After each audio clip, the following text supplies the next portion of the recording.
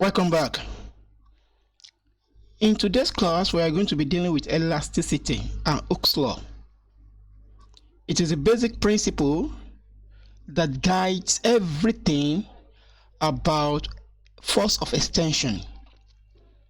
You remember in our previous classes, one of our previous class, that we discussed several types of forces. We discussed several types of force that we have in the universe. One of those forces is the force that's responsible for extending an object, force of expansion, which is what Hooke's law discussed by Hooke's law. So in today's class, we want to be showing ourselves what this law entails, and so that we'll be able to understand bit by bit of what to do and how to do it in our examination. Let us look at what we are going to be doing today. We are going to, number one, the first thing that you are going to do today is demonstrate your understanding of elasticity, elastic limit, stress strain, as well as ultimate strength. You are going to see all this, and those things as they are, please, you must understand their definition. Not only understand their definition, you must know their real meaning with respect to your own understanding. That if anybody asks you what this thing is, you'll be able to compose your own word and express what you feel about this phenomenon. Number two is write and apply formulae for calculating Young modulus, shear modulus, as well as bulk modulus. We are going to look at all these modulus as well as our meaning in real sense. The last one is solve problems involving each of these parameters in the above. So all these things, they have parameters that they combine together before we can compute what they actually do in real sense. So let's move on. According to what you're seeing on this board, is telling you that an elastic body is the one that returns. It returns to its original shape after a deformation. That is how you will know a body that is elastic. I know you should know that the opposite of elastic is plastic. Okay? Now, what are we trying to say? Can you even figure out anything that is elastic around you? You play with rubber band. There is this particular thread, ear thread, that women are using to braid. Is it braiding or locking their hair? This particular black rubber. But that one, its elastic limit is very low, so that if you try to extend it at all, it will just become plastic like that. It does not extend to any meaningful length. Many of you might not have seen this particular hair thread before. You can try to locate any hairdresser around you and ask, maybe they are still using that thing. An elastic collision loses no energy. So we are talking about elastic. So now related to collision now. That's the reason why we say that the sum of total energy before collision is equal to sum of total energy after collision, if and only if the collision is highly elastic. The deformation on collision is fully restored. For example, I want you to do an experiment. I want you to take two football, are you getting me, and try to smash one on another. You will see that the two balls will collide and separate, and by the time you and your friend check each of these balls, you won't know maybe anything has happened to them. That is experiment 1. Experiment 2, try to take two glass cup, two glass cup. I let your friend have one, you two have one. Try to collide them together and see the miracle that will happen. It is going to be a wonderful miracle, because you will see the effect of collision. Not only you, the effect of collision will remain there, and your parents will meet it. They will know that something has actually happened. Now, if one car runs into another car, you are going to see that the body of those cars will dent. It will not be, it won't be, assuming that the collision is elastic. Are you getting me now? If the car collide with one another, their body should return to the original shape. But because of the fact that those metals that they use to construct body car is not elastic enough, once they collide together, the moment of impact of collision is going to remain like that in the car, on the car body. Now, in inelastic body does not return to its original shape. That is what that is what we just interpret now. So after a deformation, in an inelastic collision, energy lost and the deformation may be permanent if it is not amended. So that's the reason why we calculate coefficient of restitution. That is how much fractional energy that we're going to use to bring this particular object back to their normal shape. Coefficient of restitution. So the properties of elastic object is studied by Hooke, and his observation lead him to Hooke's law, which is valid to tomorrow. Now, and the law seems to state something that is similar to this. When a spring is stretched, okay, he uses spring is stretched. That is that. If the spring is stretched, there is a restoring force. There is a restoring force that is proportional to the displacement. There is restoring force that is proportional to what? Displacement. There is a restoring force that is proportional to displacement. That the force that is proportional to the displacement, are you getting me now? If and only if it does not extend elastic limit. What this law is telling you is that for any object that are elastic in nature, the force applied on the object is proportional to the change in length on the object. That is the elastic of the change in length, which is displacement of that particular object, if and only if elastic limit does not exceeded. So in that case, Hooke now conclude that okay, if this particular force is proportional to the extension, then we can calculate the coefficient of extension. Coefficient of what? Extension, which is known as what? Stiffness. This K is constant of proportionality, and the real name of that K is called stiffness. That is, stiffness is resistance of an object to extend, and you can compare by looking at two springs. You should be able to judge which one will have higher value of K, which one will have higher value of stiffness. For example, you've seen the spring on a tire body, on a car body. You have seen the spring on a motorcycle body. If you look at these two springs, you see that the one of the motorcycle is very small compared to that of automobile, the car. That is to say, the spring that supports the tire of a car will have more constant K value than that of motorcycle.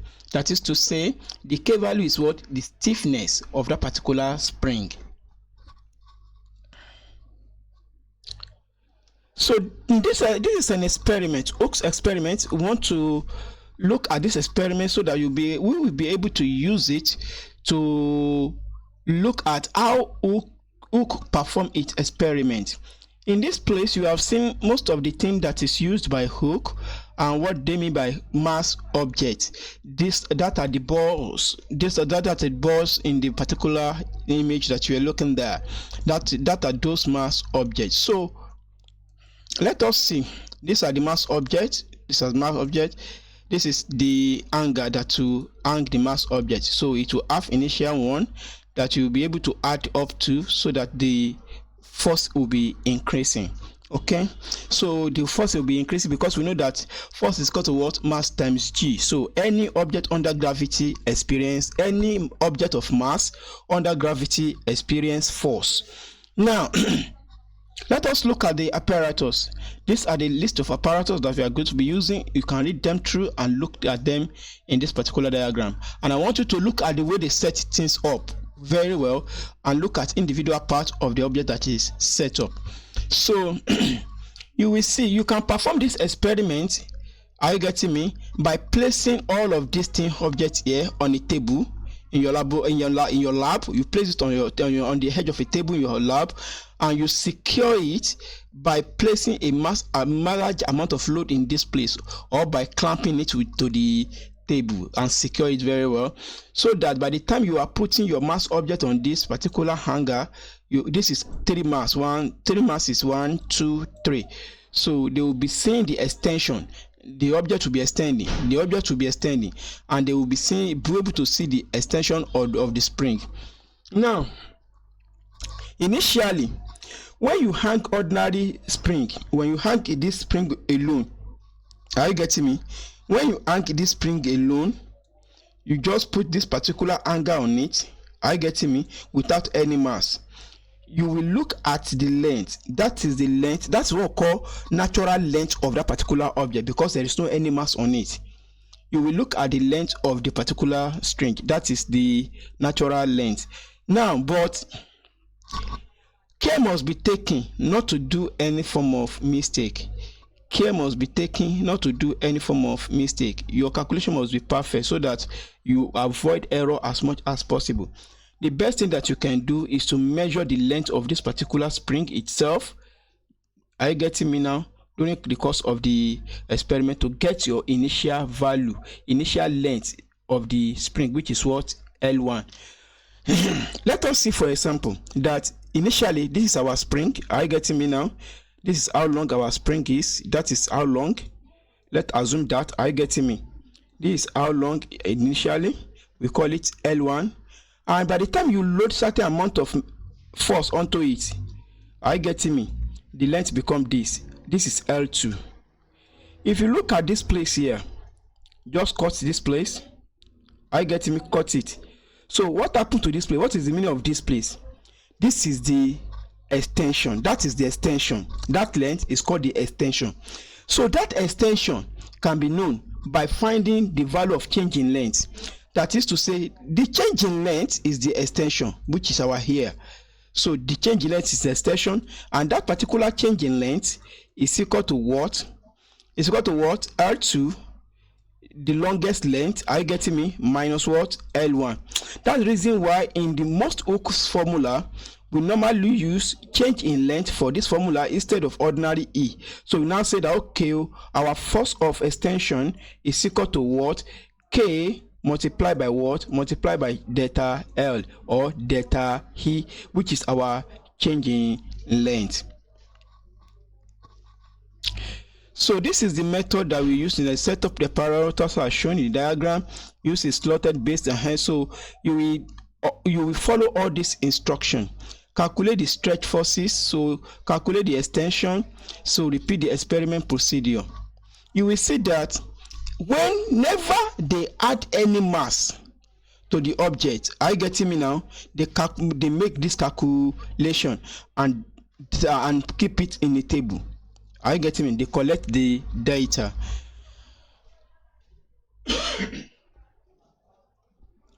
So they collect the data and ready to plot the graph of what? Force against extension. You may be wondering, where are we having force? Where are we having force? Where are we having force? As a physics student that begin with us on this platform, understanding of various forms of force should not be a strange thing to you. If this is a mass which is 100 grams, we can convert it to kilogram. It will become exactly 0.1. And if we have mass, we multiply it by gravitational constant, which is equal to what? 9.8. When you multiply the two, that is our force. Okay. So they now repeat the experiment. So this is the experiment. So this is a graph of the experiment, and at the end of the day, they state the law.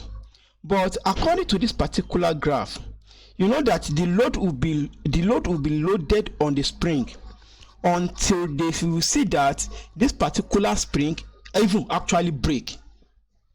Are you getting me now? Until the spring break away, it is possible that you can do something like that.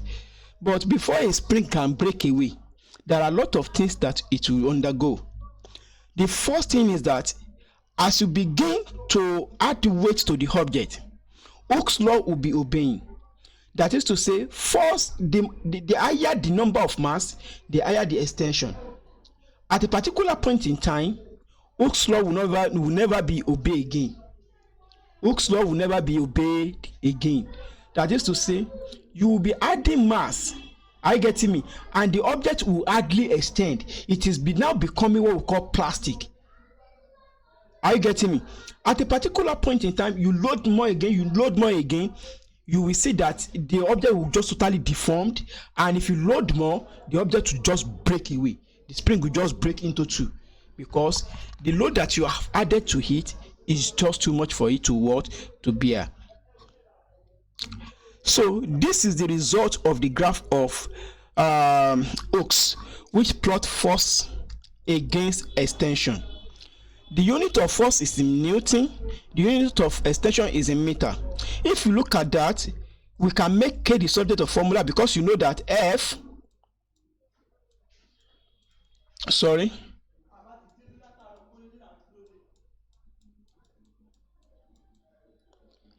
is equal to KE. So make K the subject of formula, you have K is equal to what? F over E. So this K is equal to stiffness, and the unit is equal to what? Newton divided by what? Meter, which is equal to what? Newton per meter. So that is the unit of the force constant, okay, of that particular elastic constant, known as stiffness. So let us look at all this. If you're looking at this board, you will be able to find this 1, 2, 3, 4. The 4 very important points on the graph of Hooke's law that explain what is happening. So you will see two regions. One is green here, or another is what? Very light red in nature. So you can see this place here is elastic, while this place is what? Is plastic. So from this point in time, so the object has become plastic. Are you getting me? So there are some things that I want to show you here. Do you remember under work done that we also plot force against distance? Are you getting me now? I will say that in order to calculate the work done for any graph with force against distance, what we need to do is to calculate the area under the curve. We'll be able to get the work done. For Hooke's law, the same thing actually obeyed, but there is a particular formula that we can use to calculate work done by a spring. You know that when you have energy, you can do work. As that spring have energy as well, they can also do work. The work that we make them to do is to lift objects because of the ability to expand and contract. So the work done, but that is done, that will be done by a spring, is equal to what? Half K E square. It's almost the same thing as this particular force, which is equal to what? K E. But now, if you integrate this one, you are going to get this one. Integrate this, we get this. But because we have not got to integration, there is nothing, but all you need to know is the formula, okay? So at this point in time, this is the formula for calculating the work done, and you can also see the area under force extension graph. The area under force extension graph, and you know that we can have various type of shape. No matter the shape that you have, just be able to calculate the area of that particular shape. The area will be equal to what? Work done. This is one of the hidden secrets behind this particular graph in nature. So let us see the first point, which is A point. Point A. Let me clear the board so that we can see where to write. Look at this point A. This is it here. Limit of proportionality. Hooke's law obey up to this point. Graph is linear, are you getting me, and straight line. So from this is 0 to point A, this is the point where Hooke's law is valid. We call this point A, this particular point A, elastic limit. So this is what we call it proportionality limit of proportionality. Okay, now the point B, what is happening? Elastic limit. Another name for elastic limit is called yield point. The point where Hooke's law is no longer obeyed by the spring.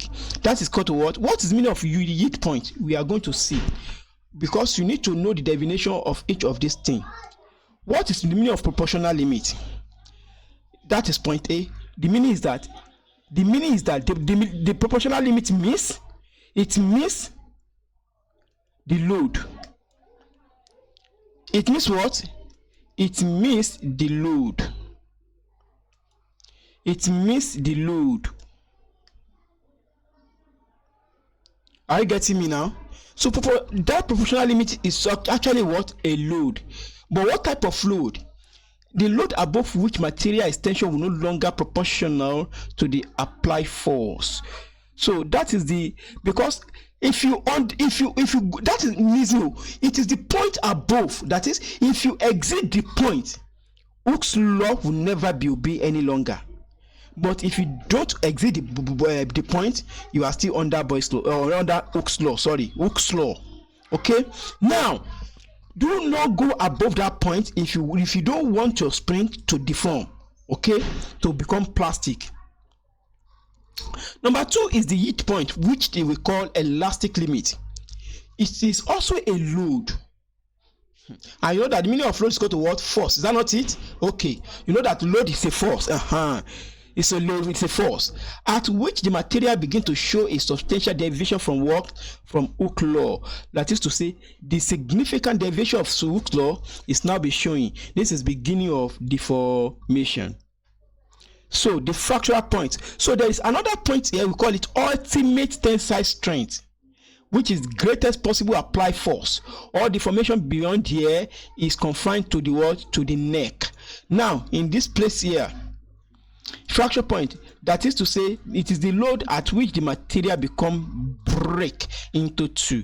That is, fracture occur at the neck.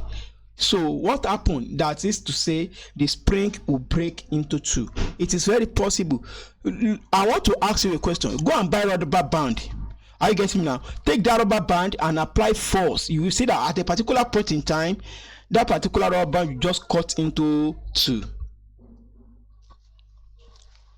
So,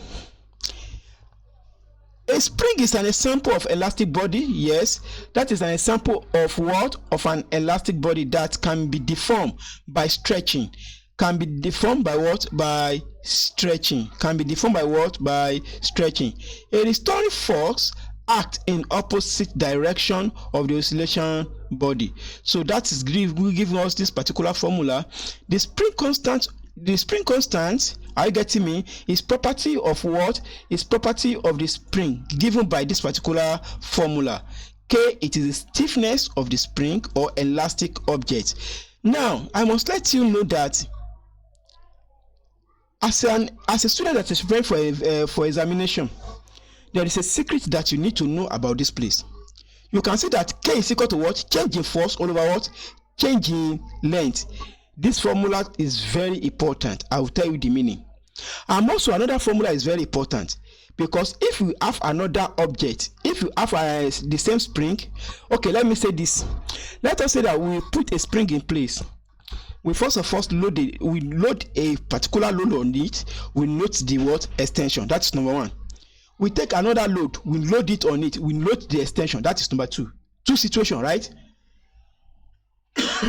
It is possible that we relate the two situations because we are still working with a single spring with the same K constant. So if this one is what? F1 x1, so the next K will be what? F2 x2. So therefore, for that object, because of the fact that K and K is equal, because of the fact that K and K is equal, what are we saying? We say that delta F, change in force all over what? Change in distance is equal to, that is 1 is equal to what? Change in force, that is 2 divided by what? Change in distance. So this is one of the very important formula that you need to understand as a student. So, but that is that about that for the force. For the force that take place under Newton. I'm talking of Newton. It's why Newton under Hooke's law.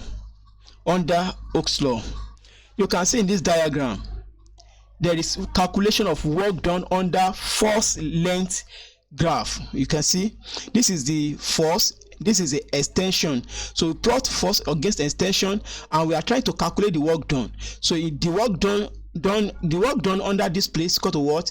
Area under this place is equal to what? Half length times height. Half length times height. Half length times height. And you know that the meaning of length is what? So this is the height. This is the height. Are you getting me now? See, it's the right angle triangle. So this is the height. Are you getting me? Which is our what? Our f here, the value of f. So this is our base. This is our base. Are you getting me? Which is our L. So just know the length along this part. So you'll be able to know the work done on that particular graph. For this one, this is rectangle. It's going to be what? Length times breadth. So it's going to be what? Length times breadth. The length is the what? The length is the longness. The breadth is the wideness. Okay. So that is the. So this is what? L. This is what? F. But many students, there is a problem that you face. You won't know how to calculate each length. But once you see that they calibrate that particular graph, calculating the length should not be your problem. Calculating the length should not be your problem unless they don't calibrate the graph. If the graph is calibrated, that is everything that you need. So potential energy store in an elastic body. So which is the work which is proportional to the work that can be done by that particular elastic body. In elastic body, there is a particular principle that I always tell you that you should not play with.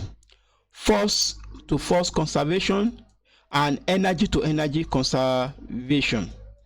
That is to say, you need to look at two objects that are related together and see what are you going to do about them. If you look at this diagram, if you look at what is going on in this animation here, you will see a bow shooting an arrow. Are you getting me now? So what's responsible for moving this arrow forward? What's responsible for giving this arrow kinetic energy? It is due to the energy inside this particular spring. So we now say that the spring energy must be equal to what? The kinetic energy of the arrow. So and the spring energy, you know that for any spring, the energy in a spring is equal to what? Half Ke square, and the kinetic energy of the arrow is equal to what? Half mv square. So from this place, you can calculate the velocity of that particular arrow, assuming that you know the what? Your K constant, you know the extension of that particular rubber, and you know the mass of that particular arrow. So everything here is of arrow, everything here is for that particular extension, what do we call it? Elastic object, which is our rubber. Now, in this scenario here, do you think that you can manipulate this equation to get whatever you get or you need? Yes, you can manipulate it because half will cancel half. Is that clear? Of course, if that is clear, we can make V the subject of formula, and V is equal to what? It's going to be square root. Okay, it's going to be square root of what? Ke square divided by what? Divided by mass. So this formula is very important. This formula is very important. You see that what I used to derive the formula is not force to force relationship. It is energy to energy relationship. Are you getting me now? We can have that one of force to force relationship. You will be able to do whatever you want to do with them. Okay? So this is a typical experimental result collected. Are you getting me now? And plotted. So these are the various masses. These are they convert it to weight. This is the extension they impart. So they now plot the graph. Are you getting me now? And you know, if you calculate the slope of the graph, that is going to be constant K, which is what? Our stiffness. All you need to do is to plot the graph and calculate the constant K. And constant K is equal to what? Change in Y, which is slope, divided by change in x, and that y is on the what? On the force. The f is on y, as that is to say change of force over what? Change of length, change of extension. So this one is called force constant, which is known as coefficient of stiffness. So you can see in the demonstration here what is happening. So this is the natural length when the object does not have anything. So extension is equal to what? Is 0, because it's on the natural length. So from this we can calculate anything that has to do with original length by manipulating the change in length L2 minus L1 is equal to what? Change in length. All you need to know is to know your change in length and your final length. Then you'll be able to calculate the initial length. From this scenario, what is very obvious is that initial length is equal to, bring this one to this place, bring this one to this place, it's equal to what? R2, bring this one to this place and bring this one to this place, okay? R2 minus delta L. So this is the formula to calculate the original length of that particular object. Okay, so if you know your the length of the spring, you know the extension, you'll be able to calculate the original length, which is equal to what? L1. Okay, so that is that for that. This is how a spring is used as a spring balance to measure the weight of anything. So in this particular scenario, they say that F is equal to what? Constant of change of what? Change in length. This is the formula. This case small letter k, but they just need your what? Change in length. That LO is equal to what? Length when no object is there. L1 is equal to what? Length when a mass has been placed on the particular object. So you'll be able to see the change in length like that. So the change in length will be like that. So if you look at this diagram, initial length is equal to 0 and final length is about 2.5. okay, and the change in length is equal to what? About 2.5. So this is a typical experiment that will enable you to look at what is going on in actual sense. But if you don't look very well, you may pick the wrong answer or choose the wrong thing. If you don't look very well, you need to look very well. That's the reason why before you do anything, please watch very well. A student was given a box of identical springs and asked to analyze them so that they should be used as a Newton meter. Okay. The student performed an experiment using the apparatus shown in the diagram. So this particular apparatus here, shown in the diagram. In the experiment, the student measured the increase in length of the spring caused by number of weights. The spring was tested to destruction, that is, until they reach their fracture point. So that is the weight were added until the spring was damaged. A graph of extension versus force was plotted. The student studied this graph carefully. Study the graph carefully. The spring obeyed Boyle's law for the earlier extension, and then what happened when the spring become damaged? It does not appear to do so. It does not obey the law any longer. Estimate from the graph the weight after which the addition of what? The weight after which the addition of which the law seems not to be applied. And we know that the point where the object stop obeying Boyle's law, it is the point. Are you getting me now? It is we know that any point, the point where we know that the spring does not obey Hooke's law any longer, is the point above point of proportionality limit. Okay, so this is our point of proportionality limit. This is the point. So the yield point is this one. So they want us to identify.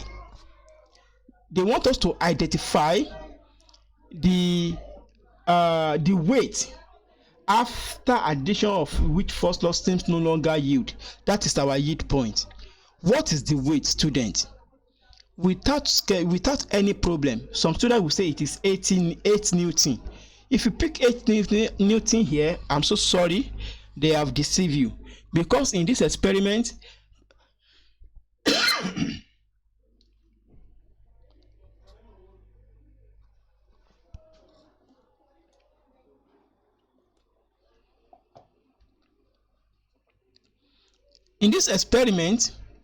they have plotted extension on y-axis and force on x-axis. That is a kind of confusion if you don't monitor that. Now, when they did that, what you need to notice now is where is your force. The force is the x-axis, while your extension is y-axis. The value that we are looking for is 2. If you look at that point, trace it to trace it vertically downward where you have your weight. You can see this is it. So since this is the horizontal line of weight, the point here is called to what? 2 Newton. That's the reason why.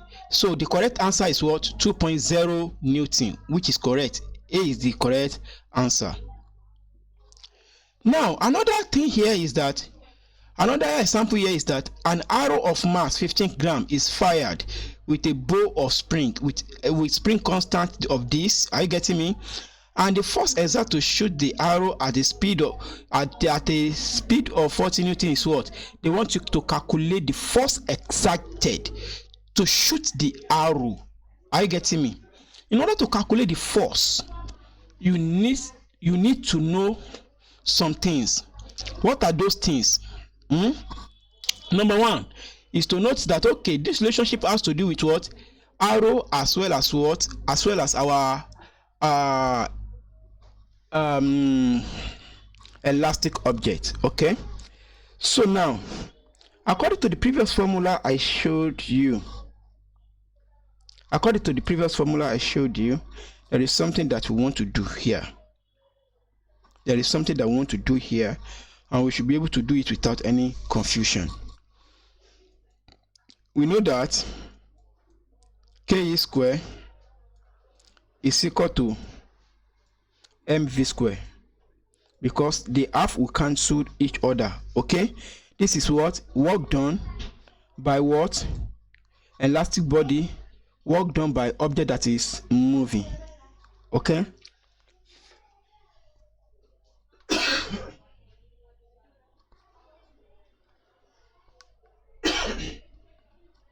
from this formula itself, it is very possible to calculate the force. Are you getting me? It is very possible to calculate the force. So, but the first thing that we need here is to note something. We have been given the speed, we have been given the mass. Are we given the extension? No, we are not given the extension, but we are given the force constant. Okay, we are given the force constant, but we are not given the extension.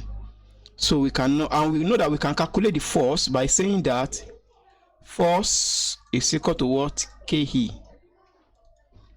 Okay, if we are now going to be serious about this thing, but because of the fact that we are not given this particular extension, is another problem. Okay, but from what we have here, we can calculate the extension by saying that, okay, our extension is going to be what?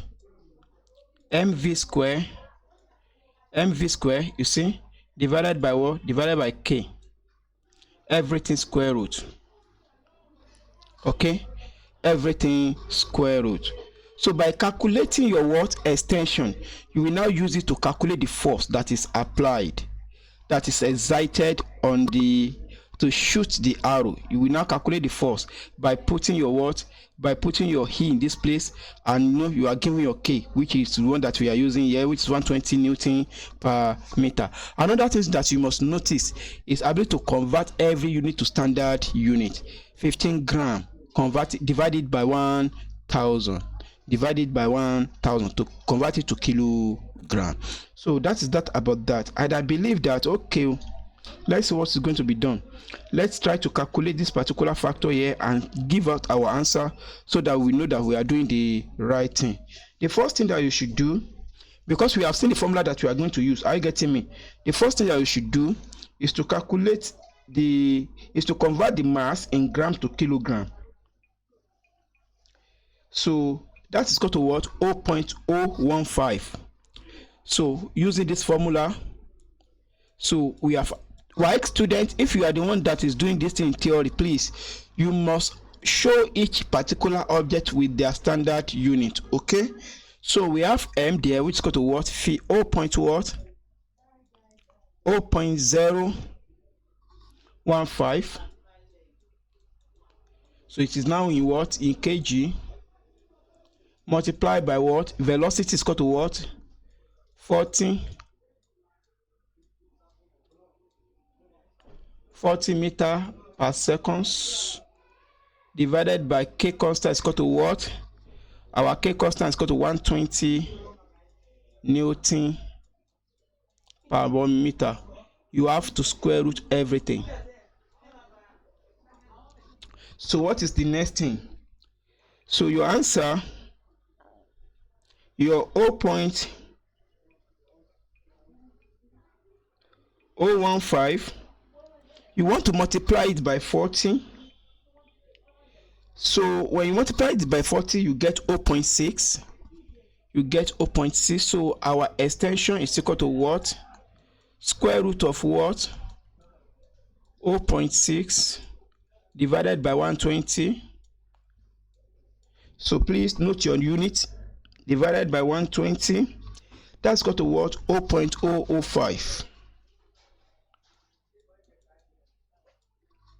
0.005.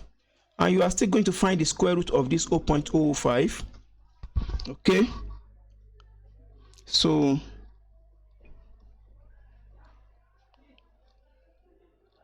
let us find the square root of 0.005. 005. So answer is equal to 0.071.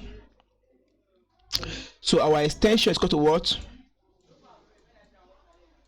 0.071 in meter. Okay, that is the extension of that particular spring. You can now calculate the force that will be exerted on it. So we can now say that force is equal to extension multiplied by what? Force constant, stiffness constant multiplied by extension is equal to what? 0.071. So let us see what we are going to get.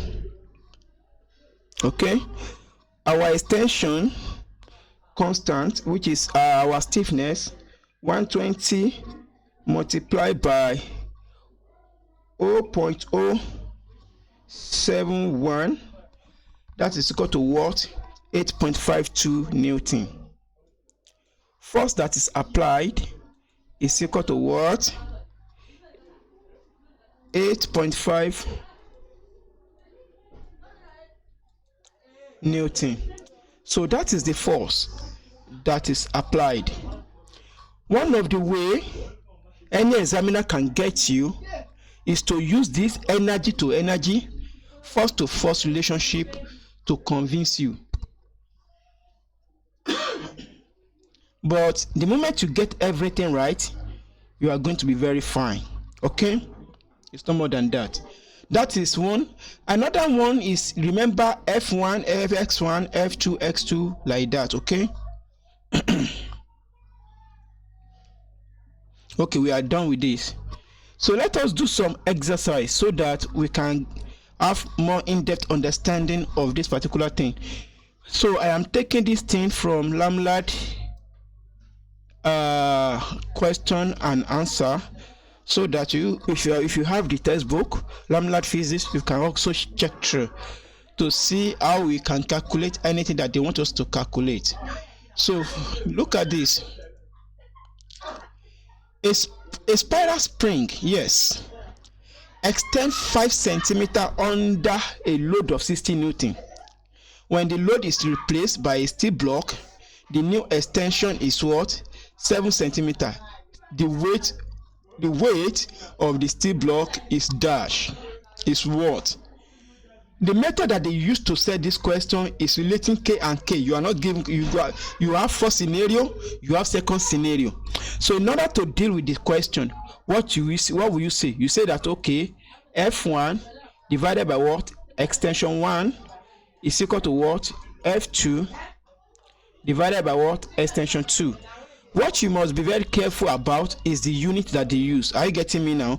So let us see what is here. The first force is equal to what? 60 Newton. Okay, and the first extension is what? Extended by 5 centimeters. 5 centimeters. Let us use that, which is equal to what? second force, which is not known, divided by what? Its own extension in centimeter, because they are in centimeter, so centimeter will cancel the centimeter. If you calculate this thing, cross multiply and calculate this thing, so our F2 will be equal to what? 60 multiplied by 7 divided by what? Divided by 5. Are you getting me now? If you take 5 here, that's going to 1. 5 here is going to be 12. Right? 5 in 60, that is equal to 12. So your answer is equal to what? 12 times 7. Are you getting me? You know that 12 times 10. 12, yes, 12 times 7 times, let me say, okay, let us do this. 7 times 10 is 70, right? So it remains 2, which is 14. 70 plus 14, that's equal to what? 84. Automatically, without anything, we are having something like 84 as our answer. Are you getting me? 84 is our answer. So therefore, that is answer to that. C is the correct answer. Now question 2, a 20 gram weight, GWT means gram weight, okay? A 20 gram weight causes an extension of 0.72 centimeter, okay, in a spring. The extension caused by the load of 80 gram, assuming that this is also the application of what? F1, E1, F2, E2. Please do that and confirm your answer. So there's no need to repeat that. With a mass of 25 ounce from its end, the total extension of this is that. When the mass is increased by 40, the total length of this is that. The unstretched length of the spring is equal to what? If you look at this question, of course, it is all about F1, F2, E2, F1 all over E1 is equal to F2 over E2. But if you look at this, the total parameter has been totally supplied. So there is no way you can calculate force constant over there. There is nothing to calculate, everything has been given. If you see this situation like this, the first thing you need to do is to find a way to calculate the force constant. First of all, calculate the what? First constant.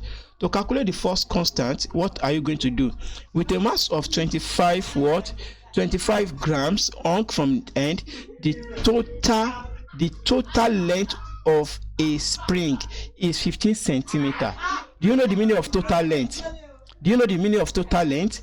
So it has included initial length plus extension. It has included initial length plus what? Plus extension. So in this case, we are having K to be equal to what? Force all over extension. So, and the force of that thing, what will it going to give us? It will give us something that is very meaningful. So let us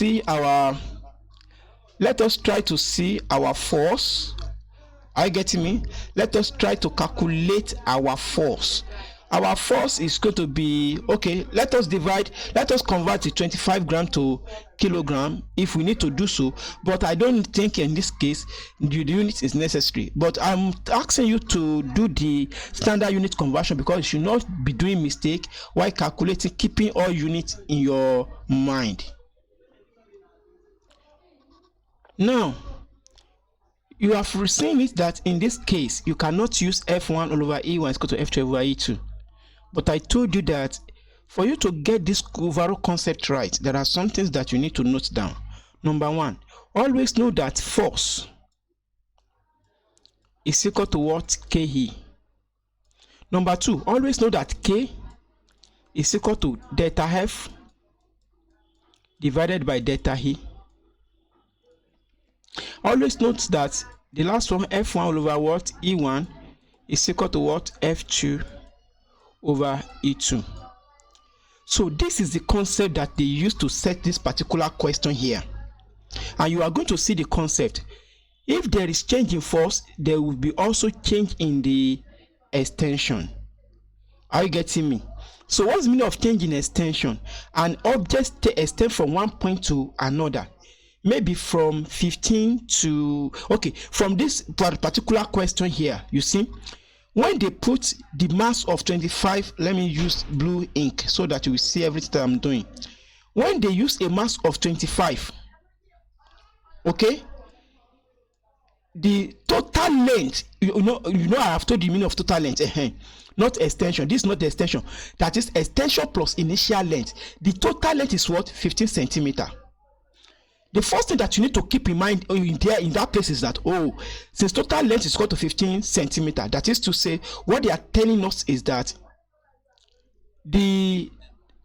our total length, are you getting me now, which is L2, is that not it, is equal to L1 plus delta E.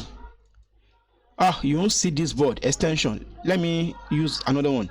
So that is to say, R2 is equal to what? L1 plus what? Delta E.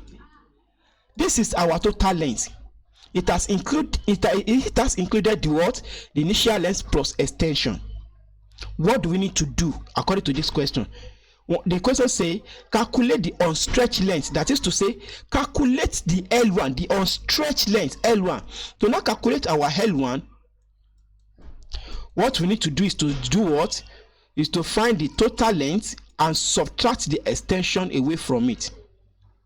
This question, the problem that is given us is that we know the total length. Are you getting me now? Which is equal to what? 15 centimeter.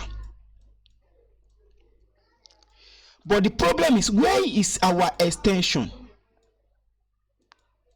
Where is our extension? Our extension that is missing, it is the one that will enable us to go to various type of this formula here. So now the formula that you now obey here is this, because the force will change from where? The force will change from 25 gram. Are you getting me now? It will change to 40 gram. That is to say, the delta F is equal to what? 40 minus 25. Okay, so we want to calculate constant K divided by what? What is delta E? Delta E, that is extension, and you know that extension will be equal to what? Change in the what? Overall extension. That is to say, the overall extension in this place is that, okay, when you place 25 gram of load, the extension is 15. When you place 40 gram of load, the extension is 18. It will now be what? 18 minus 15. This is equal to what? 15 divided by 3. So our K constant is equal to what? Our K constant is equal to what? 15 divided by what? 3. If 15 divided by 3, what's the answer? 5. But note, you use gram here, you use centimeter here. It will be gram in centimeter. You can now convert it to what? You can now convert it to your Newton meter if you know how to go around it. Are you getting me? You can convert it to Newton meter. So, but leave it for now at this place.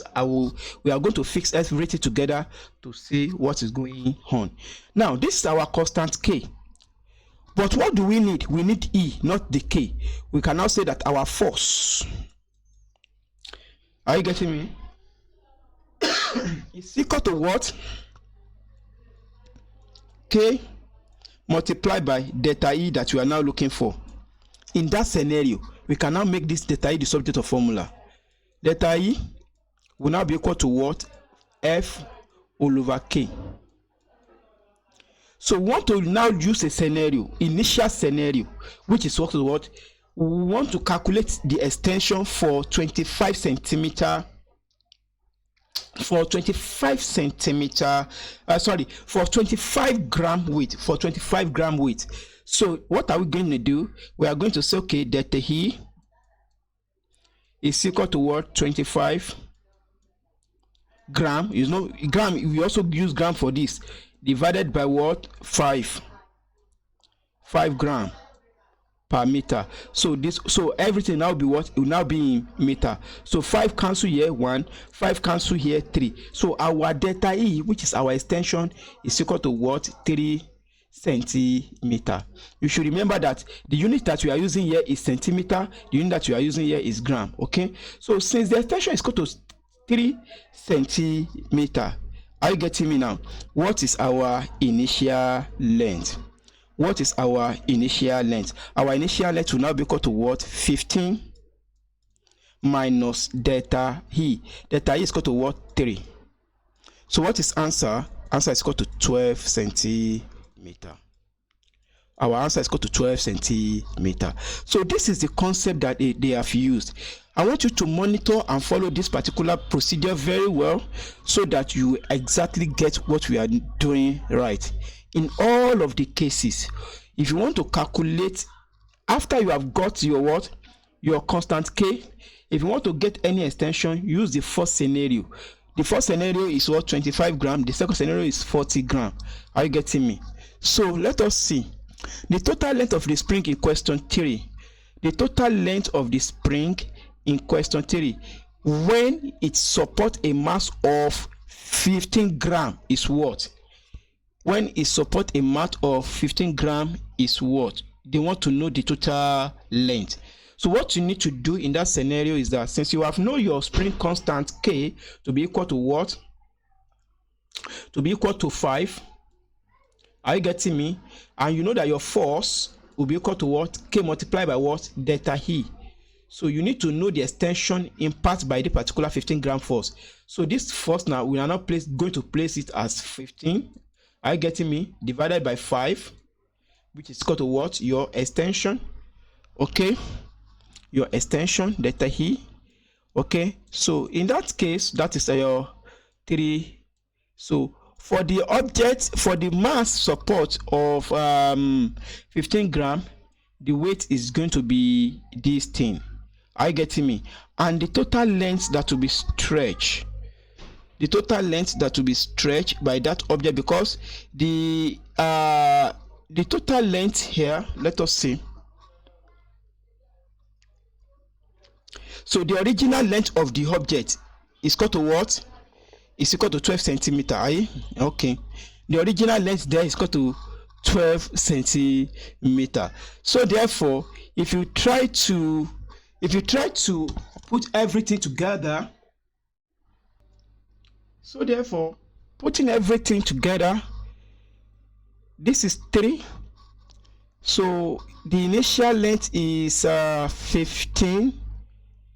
The unstretched length should be 18. The total length should be 18. Or have we done any mistake during the last calculation? Let's see. It should be 18.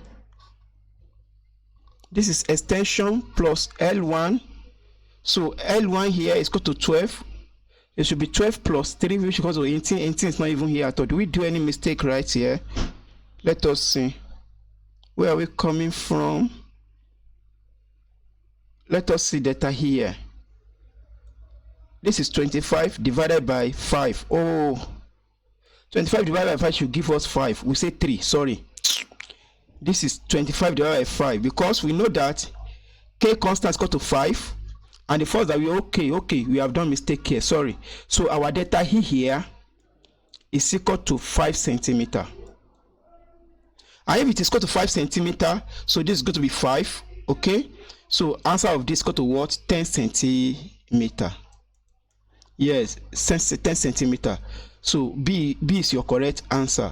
So if it is 10 centimeter and we add these 3, the total of stretch length is equal to what? You add 3 to initial length, that's equal to what? 13 centimeter. So that is that for everything that you need to know. Look at this question. I'm going to give you hints. You use the normal hints that we say that, okay, calculate the K by looking at what? Delta F all over what? Delta E. Are you getting me now? So calculate your F by using your what? K delta E for the first condition. Are you getting me? Which is 500 Newton. By the time you get your what? Your E, you will be able to calculate the natural length, which is equal to what? Natural length, which is equal to what? L1 is equal to total length minus delta E. So that is the clue for that. So that is everything that we want to discuss under this particular class. Thank you for listening. ABP.